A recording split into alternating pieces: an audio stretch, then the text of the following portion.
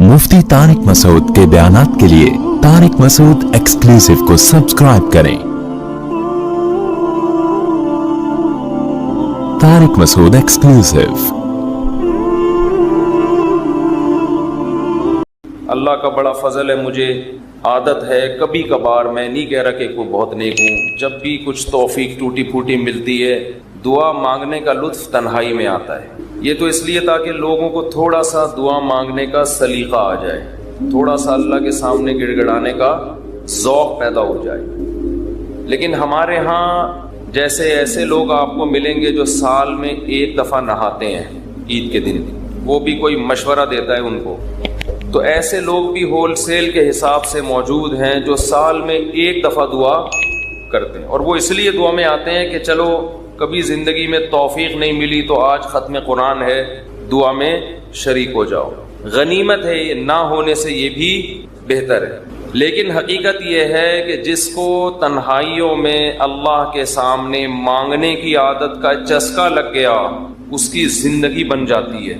हर एक का अपना तर्जिया होता है ना, बुजुर्गों के इरशादात भी होते हैं, फलां बुजुर्ग ने ये फरमाया, फलां ने ये फरमाया, फलां ने ये होता है ना, उनके अपने ज़ौक़ होते हैं। मैं बुजुर्ग तो नहीं हूँ लेकिन आजकल फरमा बहुत कुछ रहा हूँ, तो अगर आप कह सकते हैं जी मैंने ये फरमाया, फरमाने पर गवर्नमेंट की तरफ से कोई पाबंदी नहीं है, और तजर्बे इंसान शेयर कर सकता है, उस पर भी कोई पाबंदी नहीं है। ये मैं इसलिए कह रहा हूँ कि ये ना समझे कि मुफ्ती साहब बहुत बड़े आजकल बुजुर्ग बने हुए हैं और आजकल फरमाना भी शुरू कर दिया इन्होंने, फरमुदात होते हैं ना बुजुर्गों के। एक बात खूब अच्छी तरह समझ लें कि दुआ से ज्यादा मुश्किल इबादत मेरे इल्म में कोई नहीं है। दुनिया का सबसे मुश्किल काम क्या है? दुआ मांगना। और दुआ से बड़ी इबादत भी कोई, बोलो ना भाई, मुश्किल भी और सबसे बड़ी। बड़ी का मतलब क्या है? अल्लाह का कुर्ब, अल्लाह से ताल्लुक, अल्लाह से मोहब्बत, अल्लाह और बंदे का लिंक जितना दुआ के जरिए बनता है, मेरा अपना तजर्बा ये है कि इतना किसी और इबादत से नहीं, हत्ता के रोजे ज़कात नमाज से भी नहीं बनता।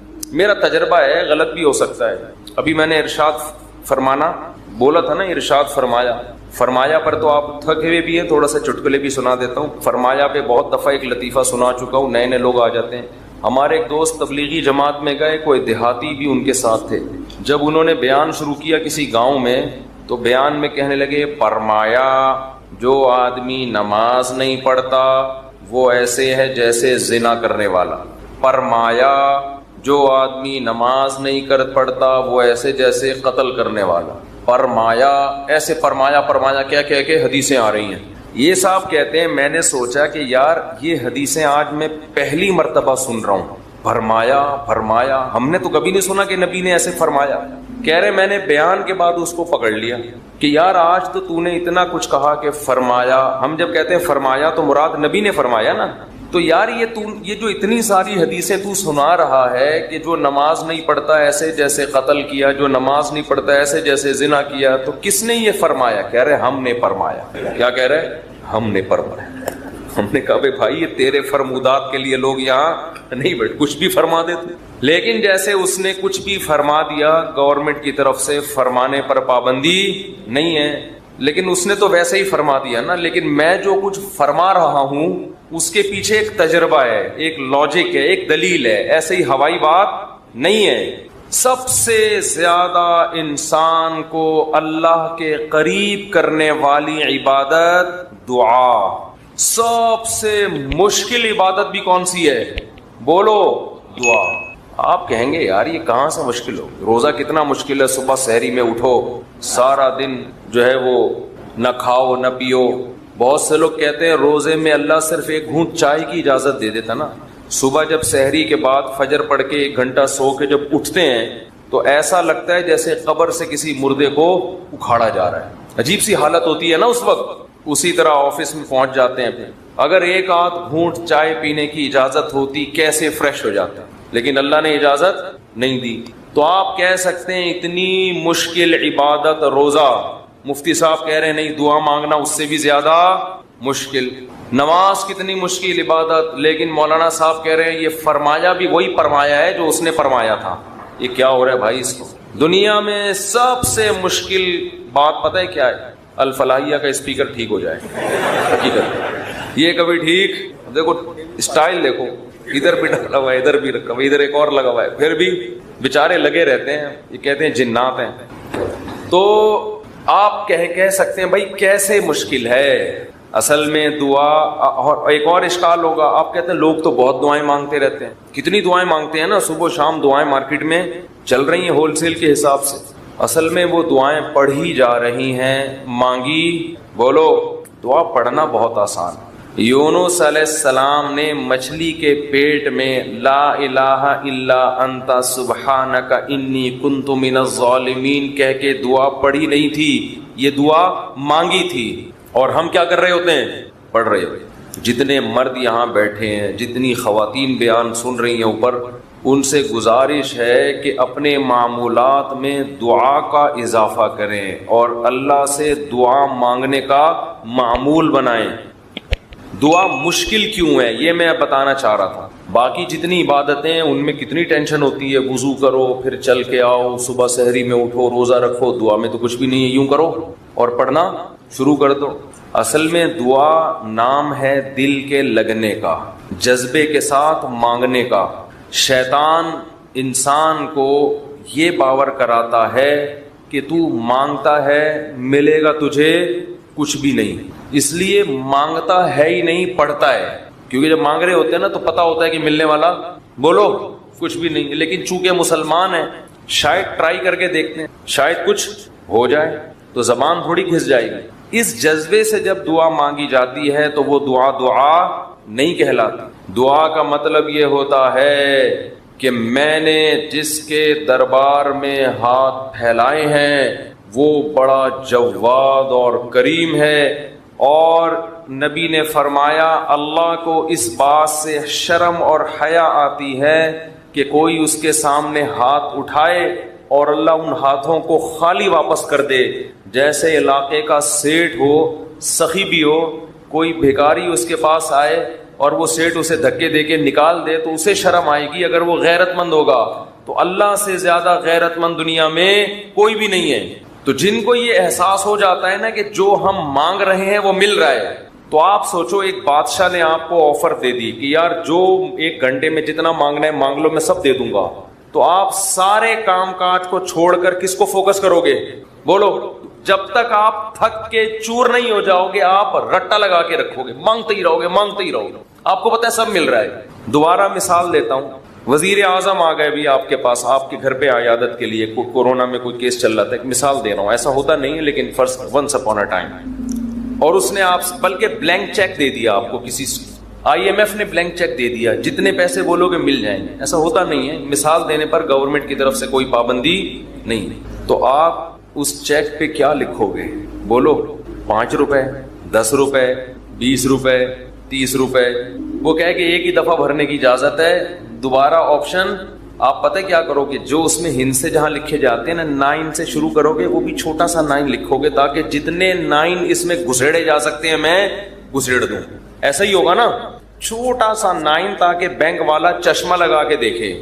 9 یعنی 9 ارب 9 کھرب 99 ارب 99 کروڑ 99 لاکھ 99,999. کیا خیال ہے؟ نہیں آ رہی بات, میرا خیال ہے سمجھ. 9 کھرب سے بھی زیادہ اگر کوئی ہنسا ہوگا نا وہ بھی گھسڑ دو گے اس میں. 9 کھرب سے اوپر کیا ہوتا ہے؟ 99 کھرب. 9 کھرب نہیں, سوری غلطی ہوگی, یہ پورے 10 کھرب کا نقصان ہو رہا ہے بھائی. 99 کھرب 99 ارب 99 کروڑ 99 لاکھ 99,999 کا چیک بنا کے دو گے کہ نہیں دو گے؟ بشرطے کہ یقین ہو کہ یہ میں خواب نہیں دیکھ رہا ہوں. ورنہ بعض دفعہ آدمی کی آنکھ بھی کھل جاتی ہے ایسے موقع پہ. وہ ایک آدمی کی لاٹری نکلی نا اسی 99 کھرب روپے کی, یہ بہت 5 ارب کی لاٹری نکل آئی. تو جنہوں کی جو کمپنی تھی, جو بھی لاٹری جنہوں نے دی, انہوں نے کہا کہ یار کسی ماہر نفسیات کو بھیجنا چاہیے جو اس کو بتائے کہ تمہاری 5 ارب روپے کی لاٹری نکلی, کیونکہ ایک دم سے بتا دیا تو خوشی سے مر بھی سکتا ہے یہ. تو آرام آرام سے جا کے کوئی نفسیاتی ڈاکٹر اس کی نفسیات کو سمجھتے ہوئے اس کو بتائے گا. نفسیاتی ڈاکٹر کو بھیج دیا. نفسیاتی ڈاکٹر نے جا کے نا اس کو پہلے سمجھایا کہ دیکھ فرض کر لے تیری 1 لاکھ کی لاٹری نکل آئے, تو کیا ہوگا؟ اس نے کہا خوش ہوں گا میں. 1 لاکھ پہ اس نے کہا چلو نہیں مرے گا, ٹھیک ہے نا, اب لاکھ سے تھوڑا سا اوپر. اچھا فرض کر 20 لاکھ کی لاٹری نکلے. اس نے کہا یہ کروں گا, دکانیں بناؤں گا, یہ کروں گا, ایک پلاٹ خرید لوں گا. اچھا ایسے 20 لاکھ سے اوپر آیا, 1 کروڑ تک پہنچا, 1.5 کروڑ تک, 2 کروڑ تک, 3 کروڑ تک. 3 کروڑ میں کیا کرے گا جی, اتنی دکانیں لے لوں گا, بحریہ ٹاؤن میں گھر لے لوں گا وغیرہ وغیرہ.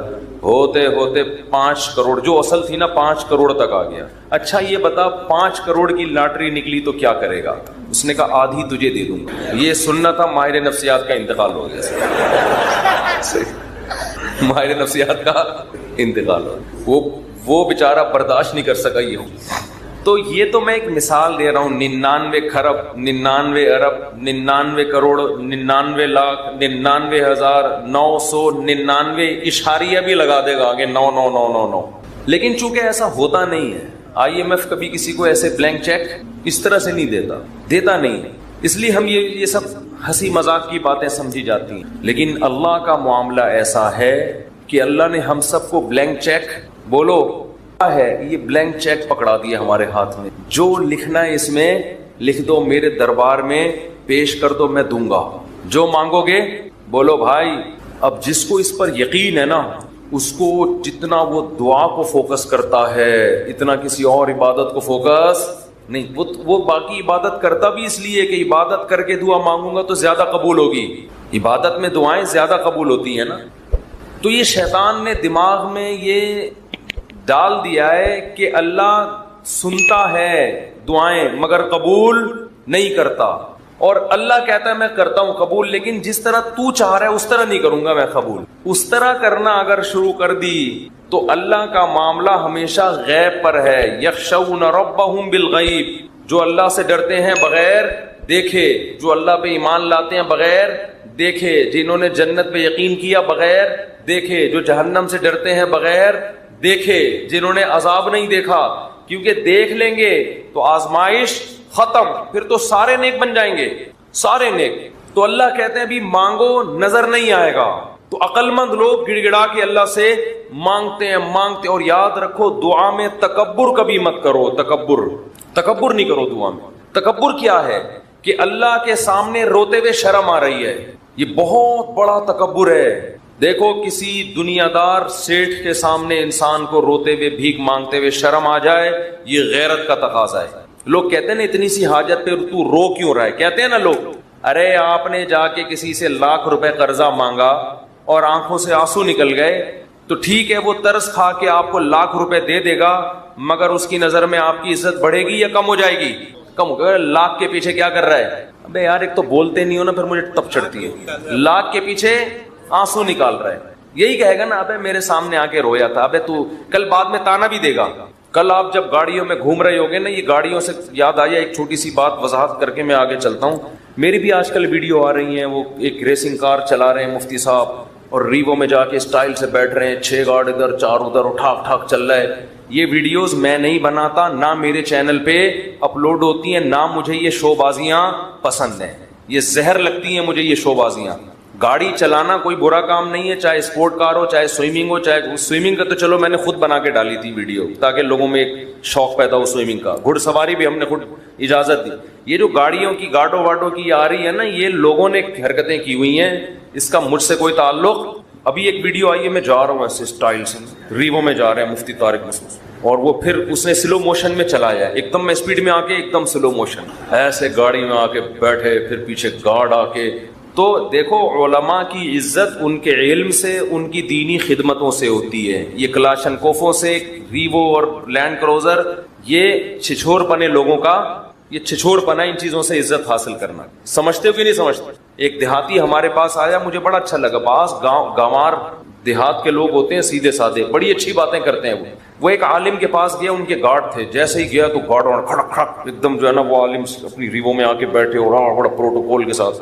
وہ گارڈ بھی شو مارنے کے لیے نا, خام خام میں وہ کیا ہوتا ہے یار, وہ تو گن کو لوڈ کر رہے ہیں نا شو مارنے کے لیے. تو یہ بیچارہ سیدھا وزیرستان کا تھا, یہ پٹھان تھا. مجھے کہنے لگا یار مفتی صاحب یہ تو شو بازیاں ہمارے ہاں اس سے بھی زیادہ ہیں. یہ علماء کو ان چیزوں کی کیا ضرورت ہے؟ جو آ رہا ہے تو ٹھک ٹھک کر کے نا وہ شو بازی, وہ ان کی شاید شو بازی کی نیت نہ ہو, لیکن دیکھنے میں ایسے ہی لگ رہا تھا. کہہ رہے علماء کی جو ہم عزت کرتے ہیں, ان کے علم, ان کے تقوی, ان کا اللہ سے تعلق ان کی دینی خدمتوں کی بیس پہ. کہہ رہے یہ ہمارے گاؤں میں یہاں سے زیادہ ہے. کہہ رہے ہمارے یہاں پوری ریپیٹر ہوتی ہے, مشین گنیں ہوتی ہیں. اس نے کہا بھائی یہ علماء کیا ٹھک ٹھک ٹھک لگا کے رکھی ہوئی ہے. کہہ رہے ہم لوگ علماء کی عزت علم کی وجہ سے کرتے ہیں, ورنہ یہ تو ہمارے ہاں ان سے زیادہ ہیں. حقیقت صحیح بات کی اس نے. یہ جو پروٹوکول اور بڑی بڑی گاڑیاں اور یہ گارڈ اور یہ سب چیزیں تو زرداری صاحب کے ہم سے زیادہ ہے بھائی یہ پروٹوکول تو. اور یہ جو دنیا دار لوگ ہوتے ہیں ان کے پاس یہ چیزیں زیادہ ہوتی ہیں. تو یہ چیزیں فخر کرنے کے قابل نہیں ہے, ضرورت کی چیزیں ہیں. ضرورت ہے تو رکھو, نہیں ہے تو نہیں رکھو. بنی اسرائیل نے کیا کیا؟ بچڑے کی عبادت شروع کر دی. حضرت موسیٰ بڑے غضبناک ہوئے. تو ایک تو یہ قرینہ ہے کہ اس قوم میں بھی گائے کی عبادت ہوتی تھی. دوسرا یہ کہ جب اس قوم کے کسی شخص کو یہ اعتراض ہوا کہ ہم دوبارہ کیسے زندہ ہوں گے, تو اس قوم میں ایک واقعہ ہوا جس کا اس قرآن میں یہاں ذکر بھی ہے جو آج ہم نے آیات پڑھی ہیں. وہ ذکر یہ ہے کہ ایک شخص قتل ہو گیا. کہا جاتا ہے کہ بھتیجے نے اپنے چچا کو قتل کر دیا وراثت لینے کے لیے. چچا کے اولاد نہیں تھی تو یہ پھر بھتیجوں میں آتی ہے اگر بھائی نہ ہو. تو بھتیجے نے کیا کیا؟ اپنے چچا کو قتل کر دیا, قتل کر کے غائب. اب پتہ ہی نہیں چل رہا کہ چچا کو قتل کس نے کیا ہے. تو حضرت موسیٰ علیہ الصلاۃ والسلام نے بنی اسرائیل کو حکم دیا کہ گائے ذبح کرو اور گائے کا گوشت اس مقتول پہ لگایا جائے گا تو مقتول کو اللہ زندہ کر دیں گے. اب اس میں حکمت کیا تھی کہ وہ اپنی آنکھوں سے دیکھ لیں کہ اللہ مردوں کو زندہ کر سکتا ہے. کذالک یحیی اللہ الموتى, قرآن کی آیت ہے. اسی طرح اللہ قیامت کے دن مردوں کو زندہ کرے گا. وَيُرِيكُمْ آیاتہ, اور اپنی نشانیاں اللہ تمہیں دکھاتا ہے. لعلکم تعقلون, تاکہ تم عقل سے کام لو. اب دیکھو اللہ تعالی مردے کو زندہ کرنے کے لیے کوئی اور طریقہ بھی تو استعمال کر سکتے تھے. گائے کو کاٹنے کا حکم کیوں دیا؟ بہت مشکل ہے سمجھانا. کیوں دیا حکم؟ بنی اسرائیل کے دلوں سے گائے کا تقدس اور عظمت نکل جائے, کیونکہ انہوں نے گائے کی عبادت تو چھوڑ دی تھی لیکن توہم پرستی کی دنیا سے نہیں نکلے تھے. جیسے میرے بیانات سننے والے عاملوں کے خلاف سن کے عقیدہ مضبوط ہو جاتا ہے, مگر پھر بھی دل میں کچھ کالا کالا رہتا ہے کہ کہیں کوئی کچھ کر نہ دے ہمارے اوپر. تو اس توہم پرستی کا علاج یہ ہے کہ جیسے اللہ نے بنی اسرائیل سے کہا کاٹو اس گائے کو, دیکھو کچھ بھی نہیں ہوگا, کاٹو اپنے ہاتھوں سے کاٹو. تو اسی طرح میں یہ کہتا ہوں کہ عاملوں کے خلاف صبح و شام بولا کرو, عاملوں کو جا کے بولا کرو کہ تمہارے پاس جتنے جن ہیں, چڑیل ہیں اور روحانی ٹوٹکے تمہیں جادو منتر آتے ہیں, میں بیٹھا ہوا ہوں, سارے تعویذ مجھے دو, میں اپنے شلوار کے نیفے میں رکھوں گا, اگر میرا ایک بال بھی خراب ہو گیا تو میرا نام بدل دینا. یہ کام جب تک نہیں کرو گے تو آپ کے اندر عاملوں کے خلاف کانفیڈنس پیدا نہیں ہوگا. فضول میں توہم پرستی میں ڈرتے رہو گے ان پاگلوں اور احمقوں سے. اور عامل چاہے دیوبندی ہو, چاہے بریلوی ہو, چاہے کسی بزرگ کا خلیفہ ہو, چاہے بزرگ ہو, چاہے تبلیغی ہو, چاہے جہادی ہو, چاہے خانقاہ میں بیٹھا ہو, چاہے اس کے ہاتھ سے لوگوں کو فائدہ ہو رہا ہو, نقصان ہو رہا ہو, سب ایک جیسے ہوتے ہیں. البتہ دو قسمیں ہیں ان کی, کچھ جان کر الو بناتے ہیں, کچھ جان کر یہ کام نہیں کر رہے, واقعتاً نیک ہوتے ہیں مگر عملیات کر کر کے بیچارے بیوقوف بن چکے ہوتے ہیں, ان کا دماغی توازن خراب ہو چکا ہوتا ہے, خود ان کی سیٹنگ آؤٹ ہوتی ہے, وہ سمجھتے ہیں کہ اس پر جن ہے, حالانکہ اس پر جن نہیں ہوتا, ان کے عملیات کر کر کے اپنا دماغ خراب ہو چکا ہوتا ہے. نیک ہوتے ہیں بعض لوگ, ان میں نئے نئے لوگ آئے ہوئے ہیں, ذرا جلدی سے چھوڑا سا کرنے تو, بہت دن ہو گئے نہیں بولا بھائی, بہت دن ہو گئے یار. آپ لوگ پھر بولتے یار مولوی صاحب پھر عاملوں بھی شروع ہو جاتے, تھوڑا سا بولنے دو.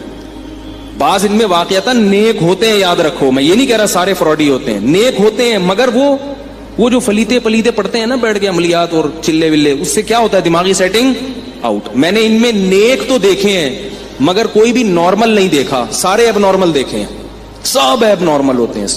خیر اتنا کافی ہے آج کے لیے, باقی 27ویں رات کو انشاءاللہ. اچھا چلیں آگے. تو بنی اسرائیل کو اللہ نے کیا حکم دیا کہ گائے کو کاٹو تاکہ تمہارے دلوں سے یہ تقدس نکلے. بھائی جب یہ خدا نہیں ہے تو جیسے دوسرے جانور ہیں, بکری کو کاٹ کے کھاتے ہو اور مرغی کاٹتے ہو صبح و شام, اس پر کوئی اللہ کا عذاب آتا ہے؟ کتنی چکن ہے, فارمی چکن روزانہ کروڑوں کے حساب سے کٹ رہی ہیں, حالانکہ مرغی بھی تو انڈا دیتی ہے. گائے اگر دودھ دیتی ہے تو مرغی بھی کیا کرتی ہے؟ انڈا دیتی ہے. انڈے کی ویلیو دودھ سے کم نہیں ہے. انڈے میں جو کولیسٹرول ہوتا ہے نا, وہ صحت کے لیے بڑا مفید ہے.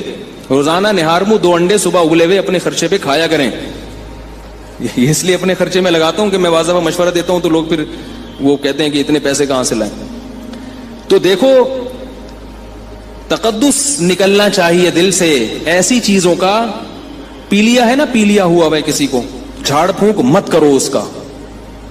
سورہ فلق سورہ ناس پڑھ دینا, آیت الکرسی پڑھ دینا, وہ تو ٹھیک ہے, تو سنت سے ثابت ہے. آیت الکرسی پڑھ کے پھونک لگانا, یہ جو جھڑواتے ہیں نا جا کے, چھوڑ دو, یہ دماغ سے نکالو. یہ سوائے وسوسے کے کچھ بھی نہیں ہے.